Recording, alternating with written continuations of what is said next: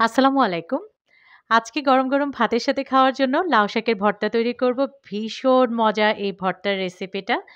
একদম মুখে স্বাদ লেগে থাকার মতো।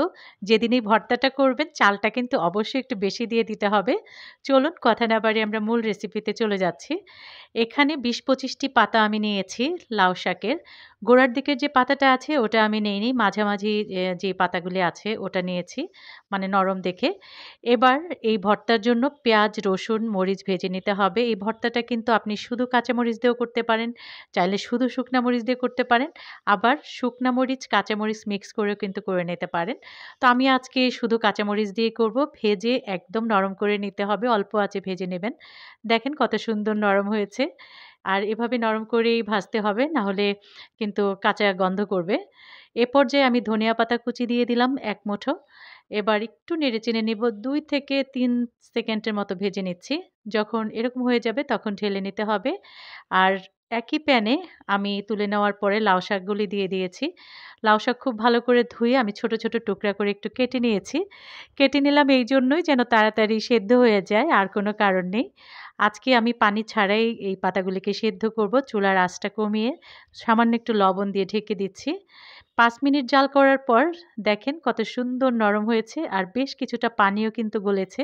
একটু ভালো করে ছড়িয়ে, ছড়িয়ে তারপর নেড়ে দিতে হবে, দলা পাকিয়ে যেন না থাকে। ঢেকে আবার যখন জাল করব আরও কিন্তু পানি বের হবে এই লাউ শাক থেকে।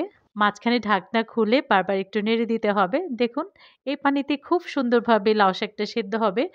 আবার অনেকে দেখা যায় অনেক পানির ভেতরে সেদ্ধ করে, ওটাও ভালো লাগে, কিন্তু এটা খেতে বেশি মজা আজকে যেটা দেখাচ্ছি আমি। তো দেখেন পানিটা কিন্তু শুকিয়ে গেছে। আমি নামিয়ে নিব। একটু মুচমুচে করে ভেজে নিতে হবে। আবার যদি বেশি ভেজে ফেলেন তাহলে কিন্তু ভর্তাটা শক্ত, শক্ত হবে আর ফ্লেভারটা অনেকটা চেঞ্জ হয়ে যাবে। এরকম হলেই নামিয়ে নিতে হবে। যখন ঠান্ডা হবে তখন খুবই মজার ভর্তাটা বেটে নেব পাটায়। এই ভর্তাটা আপনি ব্লেন্ডারেও করতে পারেন।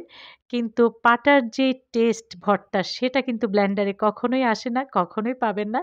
তো চেষ্টা করবেন যেন পাটাতে বেটে ভর্তাটা করতে পারেন। আমি ১ম এ পেঁয়াজ, রসুন আর কাঁচামরিচটা মিহি করে বেটেছি। এবার পাতাটা বেটে নিলেই কিন্তু আমার খুবই মজার ভর্তাটা তৈরি হয়ে যাবে।